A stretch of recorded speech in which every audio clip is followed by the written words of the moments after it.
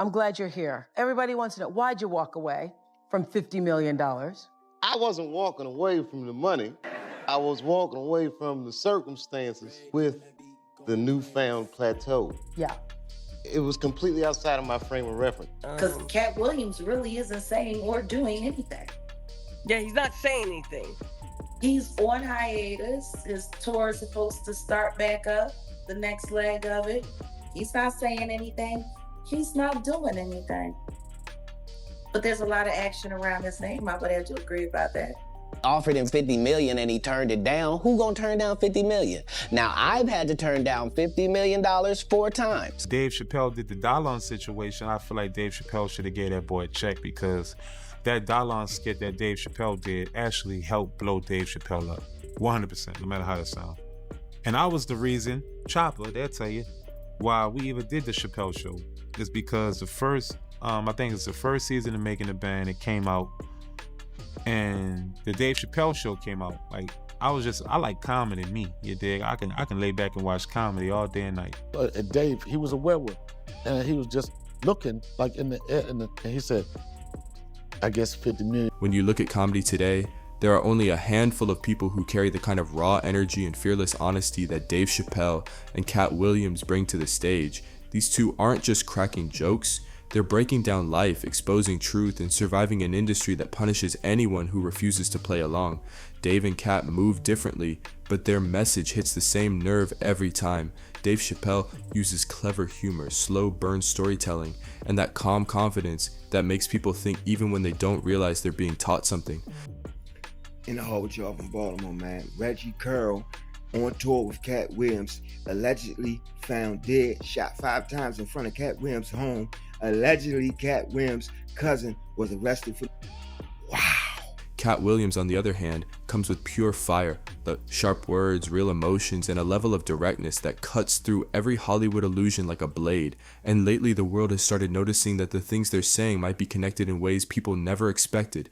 Everything changed when Dave made those comments about Katt Williams on stage and dropped that SNL monologue full of coded jokes that clearly hinted at Diddy and other powerful names. People suddenly realized that maybe Dave wasn't just being funny, maybe he was signaling something deeper. Maybe both he and Katt are exposing different pieces of the same Hollywood puzzle, a story about truth, hidden control, and the heavy price you pay when you refuse to sell your integrity in this business. Katt Williams has turned into the one voice that simply refuses to be silenced. He didn't build his name by being friendly with executives or following rules. People like Patti LaBelle say, just avoid him, honey. And being taught to be just avoid him, honey. It's not good enough. Not when you live through these things, you're still suffering the PTSD created by all of this, and you're talking to a victim that's 20 years younger than you, and she's telling you the exact same thing that happened to you. So you want to know why there's no vindication for me? Because for 4 years, I've been screaming, not just Diddy, but Diddy and Jay-Z are monsters. And the victim-making machine kept going on. Jay-Z has been notable by his silence since these charges were brought against Diddy. Why do you think that is? Because that's what he does. He starts little fires everywhere, forces everyone involved to go and carry water while he sneaks away without a response. That changes now, Sean. You must respond. You have no choice. Harvey Weinstein, Jeffrey Epstein, Robert Kelly, Sean Combs have one person in common, professionally and privately. Sean Carter.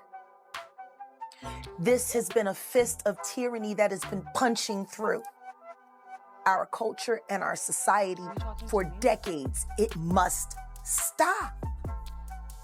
There's been obviously a lot of... Cruelty-free artistry. Right, there's been a lot of rumor mill about what has happened in the rap world. A lot of allegations that the misogyny in the lyrics clearly was based on a general misogyny towards women away from the music. And that clearly seems to have been borne out by these charges against Diddy, which if he's found guilty of all this, he's never coming out of prison. How dangerous do you think... Thank God. How dangerous do you think he is as a person? I think he's one of the most dangerous people I've ever met. A lot of people have been questioning, well, she doesn't really know him. She has no knowledge of him. She doesn't have a picture with him. I'm smarter than Claudia Jordan. I would never take a picture with the devil. Everyone knew he was the devil. He's been the devil for 30 years. He's been covered and protected by not only Clive Davis, but Lucien Grange. He was selected to be the demon that he is to keep the culture in line so the industry could continue to... He built it by calling out everything wrong with the industry straight to people's faces. Over the years, he's spoken openly about some of the biggest figures in entertainment: Oprah Winfrey, Tyler Perry, Kevin Hart, Steve Harvey, Cedric the Entertainer. The list goes on. And the wild part is his message never switches, never softens, never backs down. Katt believes the comedy world is suffering because too many performers are chosen. I'm glad you're here. Everybody wants to know, why'd you walk away from $50 million? I wasn't walking away from the money. I was walking away from the circumstances with the newfound plateau. Yeah. It was completely outside of my frame of reference. I've been in show business since I was 14. I've heard the stories, seen these kinds of things play out in front of me. I mean, you see before, look, Mariah Carey made a $100 million deal, and 3 months later, she's all of a sudden mysteriously crazy. Or Martin Lawrence punches through and he's waving a gun on the street screaming, "They're trying to kill me." Yeah. Yeah, we hear those stories. And it always happens around the time of their career where it seems as though they're crossing over the next plateau. Yeah. It's incredibly stressful. Yeah. And I felt like in a lot of instances, I was deliberately being put through stress because, when you're a guy that generates money, yeah, people have a vested interest in controlling. Instead of proven, he says certain people rise fast because they follow the script the industry hands them, while others, just as talented, get pushed out for speaking honestly. And to his fans, that's exactly why they ride for him. That blunt truth makes him feel real, makes him feel relatable, like someone who's fighting the same fight as the public instead of bowing down to Hollywood's power players. But to Hollywood executives, that kind of honesty is a threat. That's why the media always tries to paint Katt as unstable or overly dramatic, focusing on every incident instead of the message behind his words. They want people distracted by the noise, not the truth he's been repeating for years. They'd rather label him controversial than admit he might be revealing something the industry doesn't want anyone to talk about. Because once people really tune in, they start understanding that Katt has been breaking down how power truly moves in Hollywood, and that's the kind of truth the industry would rather bury. Dave Chappelle knows that world better than most because he walked away from it right when it wanted to own him. Didn't once the fake Dave Chappelle argue with the fake Katt Williams on Twitter? Well, yeah, what happened? What happened was, okay, I tried to sign up on Twitter, and I put my name in and said, this name is already in use. You can't use celebrity names. I'm like, it's odd. So I went to see who was using it, and it was a fake Dave Chappelle. This nigga had like my pictures and everything. This is when Twitter was brand new. And I thought, I got to put a stop to this. But then I started reading this, and they were hilarious. So I figured, this will work out. I don't got to pay this guy or nothing. And I'll be getting this good comedy reputation. And every morning I wake up and get some coffee and just check in on Twitter and see what this fake Dave Chappelle fellow was up to. Funny stuff every morning, but then he goes rogue. He starts like attacking celebrities that are friends of mine. And of all these celebrities, Katt Williams. Well, Katt Williams wasn't having that. So Katt and fake Dave Chappelle start going in on it. And the problem was that Katt Williams was saying things to fake Dave Chappelle that was hurting real Dave Chappelle's feelings. Here's the asterisk of the story. Right. I catch up with Katt in L.A. Do you remember this? And I'm like, Katt, can I talk to you for a second? He's like, of course. And I go, away from Shook. and then me and Katt walk off in the corner. I go, look, nigga, I just want you to know, I've never had a Twitter account.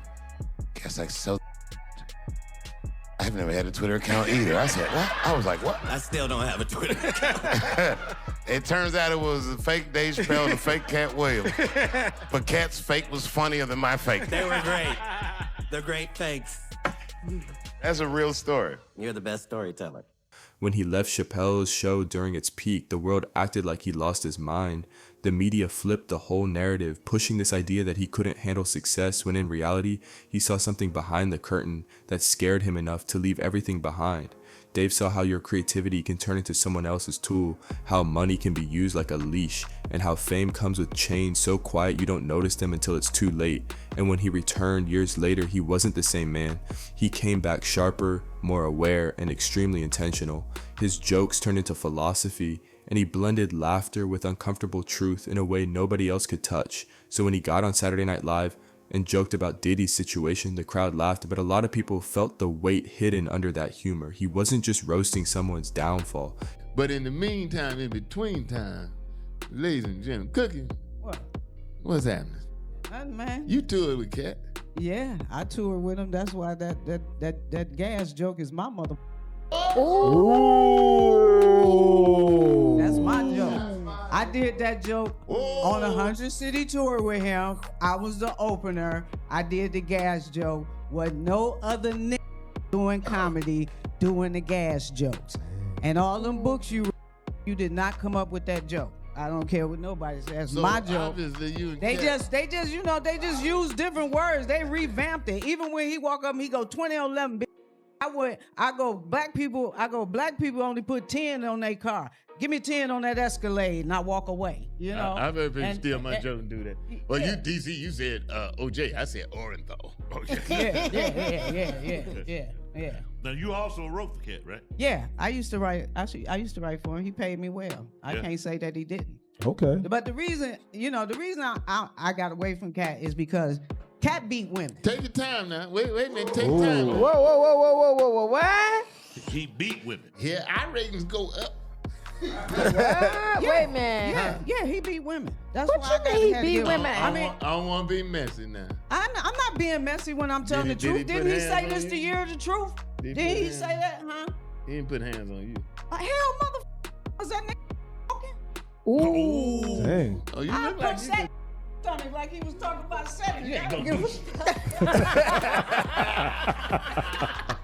I Oh, give a yeah. fuck, DC. Wait a minute. No. So we. Well, let's go back. Let's go back Yeah, let's- to wait a Katt minute. hitting women because I like Katt. So was it that the female hit him and he hit her Did I back? say that?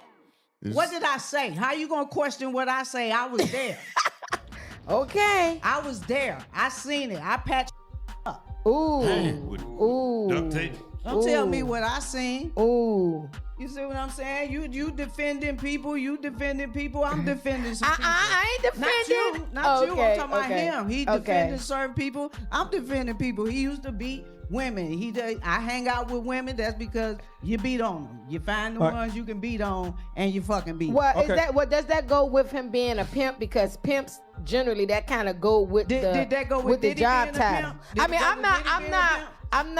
I'm not excusing the behavior, but being that he say he's a pimp, doesn't that kind of go with the job title? The character was a pimp. Oh, okay. Okay. So That's he's what- not actually a pimp. No. Well, can I say this? I mean, I would like to say this, and I mean, and I'm not saying that you are, I'm not denying your accusations, but why now? If you've always known that, and I've seen you, and you've had a platform, why now that he's quote unquote viral, bring that out? He was showing that he's seen what power does behind closed doors, and he's not scared to shine a light on it anymore. Dave talks like someone who lived through the storm and came out with receipts. And then came that moment at the Hollywood Improv when Dave spoke about Katt Williams and the entire comedy scene froze. His tone wasn't disrespectful, it had concern, challenge, and something almost protective. He questioned why Katt was firing at other black comedians instead of aiming at the real structure shaping their careers. Club Shay Shay, yeah. I was trying to do something there that hadn't been done. I thought that I had figured out the algorithm mathematically, and I thought that I could show that. And when I wrote it out to killed the careers of the people I was talking about, right? But it was so vicious that I erased all of the knockout blows and just left the jabs so that the comic I'm talking about knows that I know your real story. Motherfucker, I'm gonna tell this, but you know what else I know. So, yeah, I was... Do you want to tell any of those stories now? Well, I'm saying... Dave said, Katt is one of the best painters in the game, so why are you drawing ugly pictures of us? That line hit people right in the chest. It wasn't just criticism, it was a reminder of Katt's power and influence. Then Dave dropped something even heavier. If I told my story, it would break your heart. With that one line, he made it clear that both he and Katt have dealt with the same machine. The same pressure, the same politics, the same silent battles. They just chose different ways to fight it. Dave hides his truth in layers of humor, while Katt throws his truth out raw and loud like a grenade. Questions mounting after the death of a comedian in South Haven, Mississippi. 52-year-old Reginald Carroll was shot and killed last week, and 38-year-old Trinell Marquise Williams has been charged in his death. People we talked to said the two were very familiar with each other. Posts on social media say Carroll was recently on tour with Katt Williams, and multiple people tell WREG the suspect served as security. And both approaches shake Hollywood in different ways, and the thing is, Hollywood survives because people keep quiet.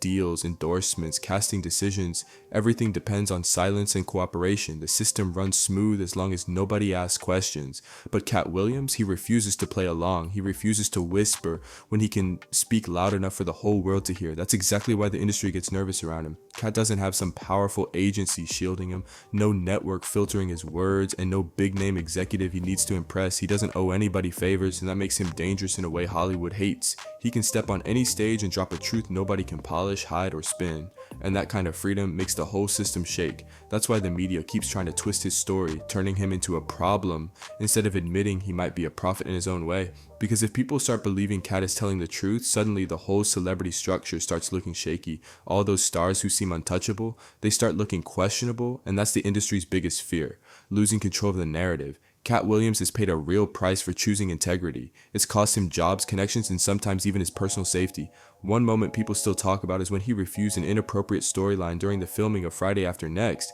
Katt wasn't trying to disrespect anyone. He just didn't want to play a role that didn't match his principles. That one choice made certain producers label him difficult, but to Katt, keeping his conscience clean mattered more than keeping the peace. Told this whole story about how Reggie was this kind of dude and Reggie was that kind of dude, and how there was one night that he wasn't even around. And Reggie was at some comedy event. I guess he was doing security that night. He wasn't a comedian that night. He was doing security. And so he ran up on somebody that was talking badly about this guy. And he corners the guy and calls the comedian and gets on the phone with him and says, "What you want me to do? Because I can break him down and I can do this and I can do that and I can knock him out and yada, yada, yada, whoopty, whoopty, whoop. You tell me what to do and I got it." And the guy was like, that's just the kind of good-hearted dude Reggie was, and I had to tell him, no, let him live. It's okay, it's all right. And I'm just like, that sounds a little unhinged to me. Like, coming from somebody who used to be wild in my younger days, and don't get me wrong, I've had my fair share of, scuffles and squabbles and all kinds of stuff, but I'm really glad to know that in the past 15 years of my life, people don't have stories like that to tell about me anymore. They might have a lot of other stuff to say, but there's not a whole lot of stories about me, being, wild, reckless, putting myself in danger or putting anyone else in danger. And it makes you wonder, if people want people to see him as a victim in all of this, why are they spending so much time painting him out to be somebody who's really emotional, who gets out of themselves quite easily and needs to be, like even Corey, when Corey was before he even got into everything that happened for what he knew, because the thing is there were a lot of people that were saying a lot about this case and had no official information at all. There was this story, there was that story, there was this story, there was that story, and nobody would corroborate where they got the story from. Because they didn't get it from the news. So who did they get it from? Right. So anyway, and even Corey was like, yeah, this one night, and I had to grab him. He was 5'9", you know what I mean? But he was strong, and Corey is a big guy. He said, I had to grab him and I had to pull him. And he came back to me, he was like, man, I'm glad you pulled me by my collar and you know. I don't know. And what did you think of? What do you think about what a great guy he is? I just don't understand why the first stories that people need to tell are the most negative. You know what I haven't heard people talk a lot about? His jokes. Like, of all of the things that people are talking about, because Reggie's this and Reggie's that, and he wasn't on the Knockout Kings of Comedy tour for nothing because he could knock somebody out. And he could do this and he could do that, but I'm still waiting to hear what his best joke was. Like, of all of the people that are talking about how terrible this is, why is no one talking about his artistry? And why is the first thing that people are talking about is how physically unhinged and volatile he could be? If I was him, I'd be pissed. Dave Chappelle went through a similar crossroads years before when he walked away from millions and left Chappelle's show. Everybody acted like he threw his whole career away, but he later explained that walking away protected his peace, his spirit, and his mind. That move showed the world that sometimes saying no is more powerful than any amount of money they try to throw at you. Both Dave and Katt made the same decision, truth over comfort. They refused to bend just to fit into Hollywood's expectations, and that's exactly what separates them from everyone else. They remind people that fame without freedom is just another type of cage, no matter how shiny it looks. In an industry built on silence and obedience, they chose conscience, and that choice is what keeps them standing out in a world where most people would rather blend in. During Katt Williams' Heaven on Earth tour in 2025, everything took a dark turn when comedian Reggie Carroll tragically lost his life in a shooting. And the one thing that I do know, especially when it comes to whistleblowers who speak out and who speak out fearlessly on really, really heavy matters, they don't always orchestrate situations to trap them up to make them look bad. Sometimes they just wait for something bad to happen, and then there's the opportunity to pile on. Which is why I've had absolutely nothing to say about it. It's kind of wild to see how many,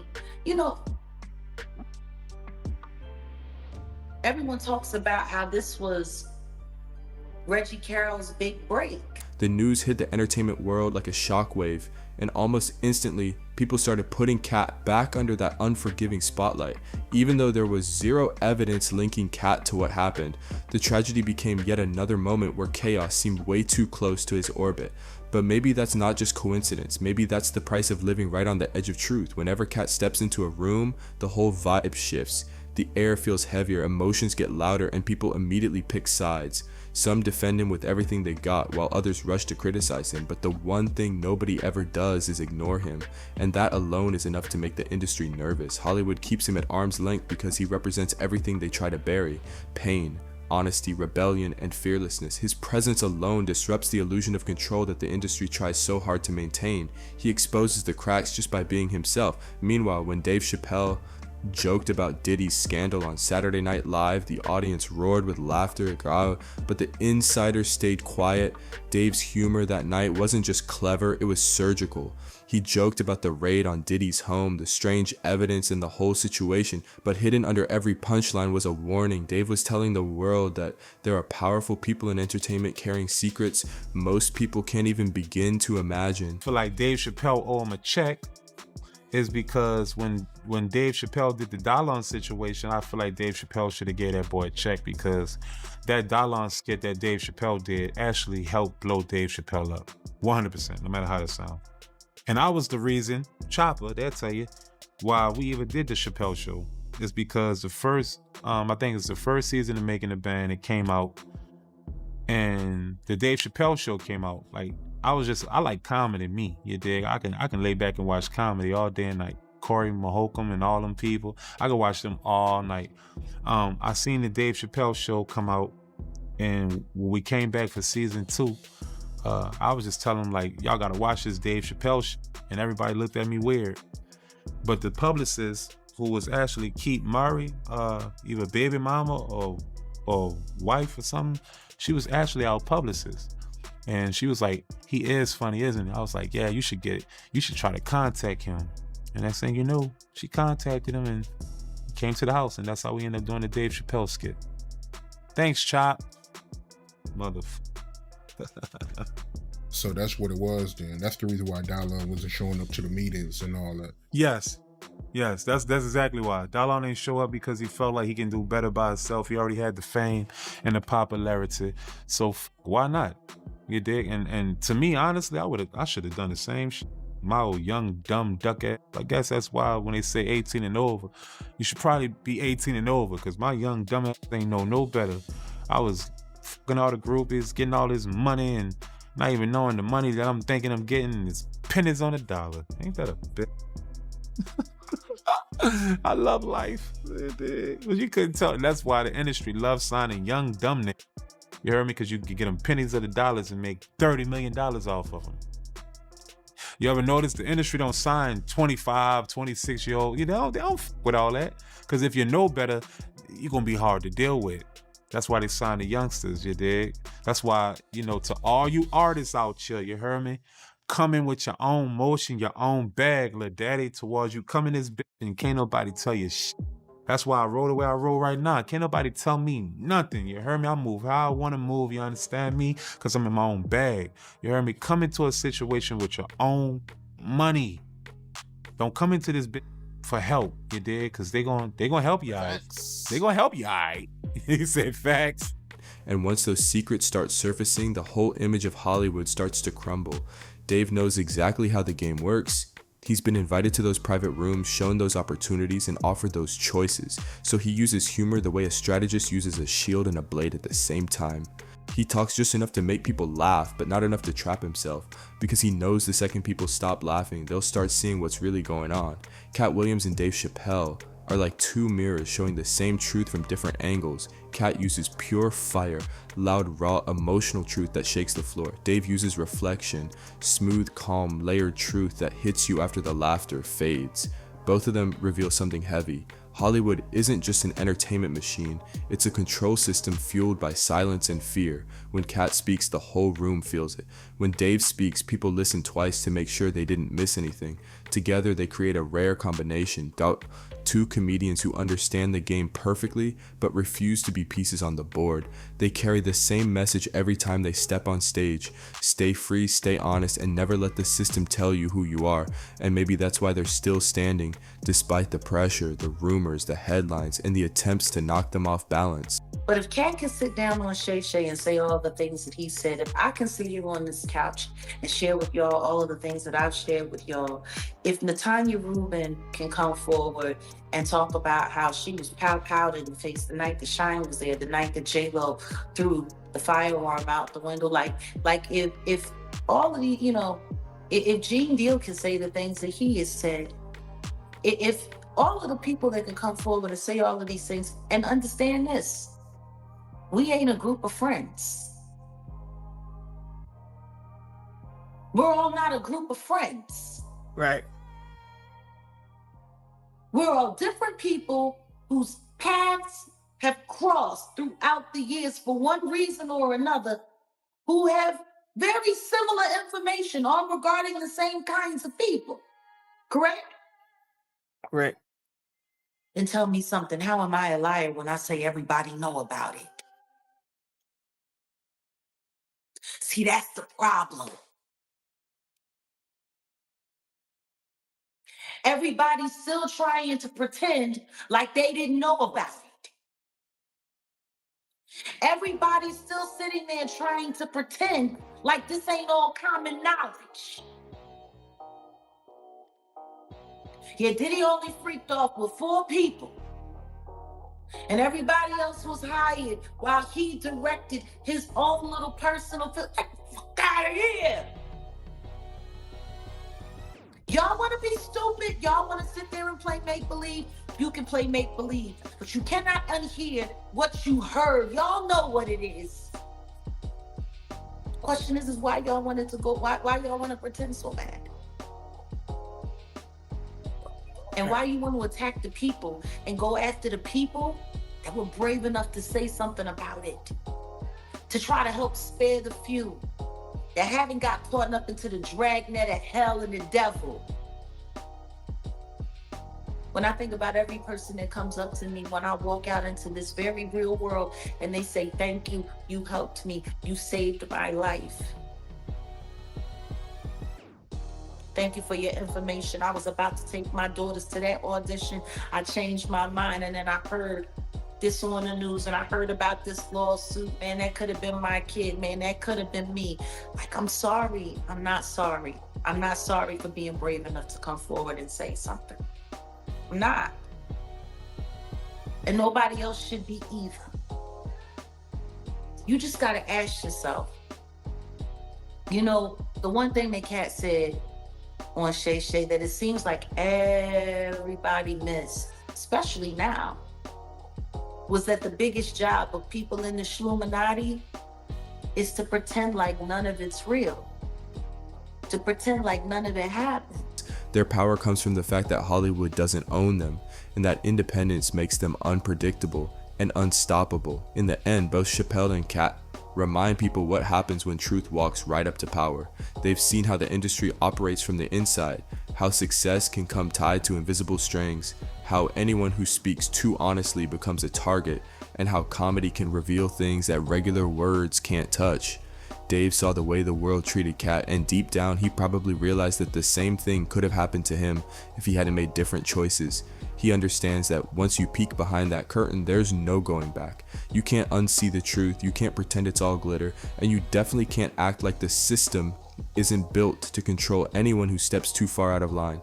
Hollywood might label Katt Williams as controversial, but the reality is much simpler. He's one of the only ones who refuses to let the machine own him. And even when Dave Chappelle doesn't fully agree with Katt's style, he still respects the courage it takes to stand firm in a place where silence is the easiest option. Both men know something the industry hopes the public never figures out. Real freedom in Hollywood is the rarest luxury there is. It's not the fame, not the money, not the spotlight. It's the ability to speak your truth without someone trying to rewrite your story behind closed doors. And that leads us straight to the question everybody needs to think about. If telling the truth in this business costs you opportunities, peace, and sometimes even safety, then how many people are actually brave enough to pay that price? Let me know your thoughts in the comments. I want to hear what you think about all this, and if you enjoyed this breakdown, make sure you like, subscribe, share, and hit that bell so you never miss a new upload. See you on the next one.